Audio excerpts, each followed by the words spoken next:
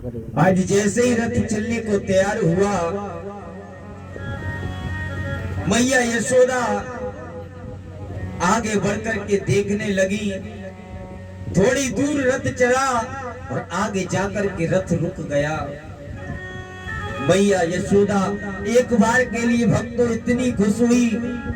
मैया यशोदा ने सोचा कि रथ रुक गया, शायद इसका जाने का मन बदल गया। लेकिन मैया यशोदा को नहीं पता कि रथ किस कारण रुका है। रथ से जब मेरे गोविंद नीचे उतरे तो आगे जाकर के देखा कि गोपियां रथ के सामने लेटी हैं। गोपियों ने निवेदन किया, श्याम यदि तुम हमें छोड़ करके जाना चाहते हो तो ये रथ हमारे ऊपर से निकाल करके ले जाओ, हम तुमसे मना नहीं करेंगी। गोपियों को मेरे गोविंद ने नाना बात समझाया। गोपियों, मैं केवल तन से तुम्हारे बीच से जा रहा हूं, लेकिन मन तो तुम्हारे इस प्रेम में फंसा पड़ा है। गोपियों, मैं तुमसे वादा करके जा रहा हूं कि मैं परसों लौट करके वापस आ जाऊंगा। आज सभी गोपियों ने रास्ता छोड़ा। मैया यशोदा दौड़ करके आई, लाला मुझे पता था कि तुम मेरे प्रेम को ठुकरा करके ऐसे नहीं जा सकता, अब तेरा जाने का मन बदल गया। भगवान कन्हैया ने कहा, भैया मुझे जाना होगा, मुझे जाना बहुत जरूरी है। लाला तू जा तो रहा है, लेकिन अंतिम बार मेरे हाथों से ये माखन मिश्री खा करके तो जा। ना जाने तुझे मथुरा में माखन मिलेगा या नहीं। एक बार अंतिम बार मेरे हाथों से ये माखन खा करके तो जा।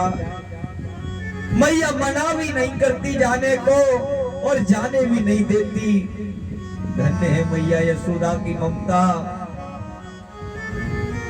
मैया यशोदा कहने लगी, लाला लोग मुझसे कहते थे यशोदा ये तेरा लाला नहीं है, ये तो देवकी का पुत्र है, तू क्यों इससे इतना प्रेम करती है। लेकिन ये मन नहीं माना। मन इसके प्यार में इतना फंस गया, इसके प्रेम में इतना फंस गया कि आज ये मुझे छोड़ करके जा रहा है।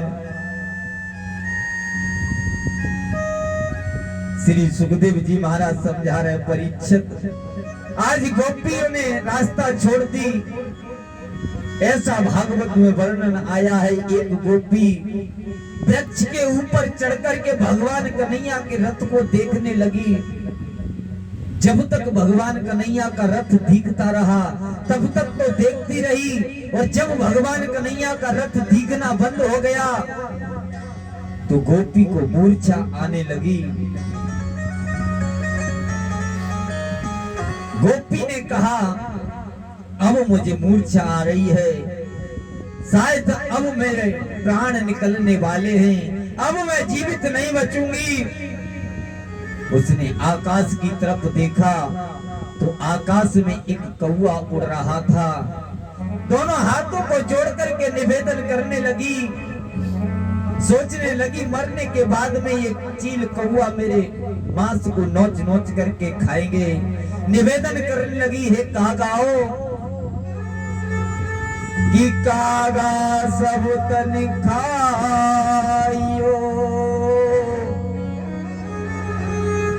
चोने चोने खाइयो मेरो मां।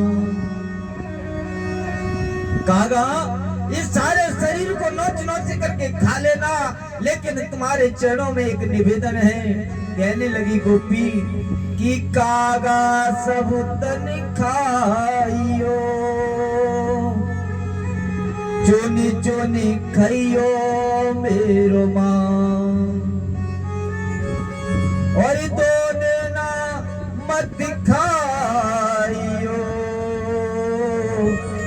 मोहे श्याम मिलने किया।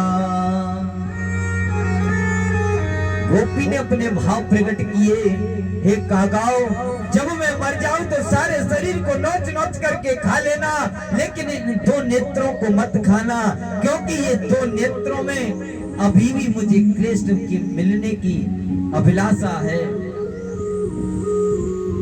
तब तक दूसरी सखी आई, आकर के कहने लगी, बहन तू इन कालों के चक्कर में अपने प्राणों को क्यों दे रही है? बहन, ये काले कभी किसी के नहीं होते, तुमने इनसे प्रेम ही गलत किया। तब तक दूसरी सखी आई, दूसरी गोपी आई, आकर के कहने लगी कि जो मैं सो जानती कि प्रीति करे दुख हो, और नगर निडोरा पीटती सो प्रीत न करियो कोई। यदि मुझे पहले पता होता कि ये काले कभी किसी के नहीं होते तो मैं कभी भी इस कृष्ण के चरणों में अपने मन को नहीं लगाती। आज भक्तों, श्री सुखदेव जी महाराज समझा रहे हैं, गोपी इस तरीके से रुदन करती रही। भगवान कन्हैया वहां से रथ में बैठ करके और पुनः मथुरा नगरी के लिए चले गए। बोल गोविंद भगवान की, वृंदावन बिहारी लाल की जय जय। श्री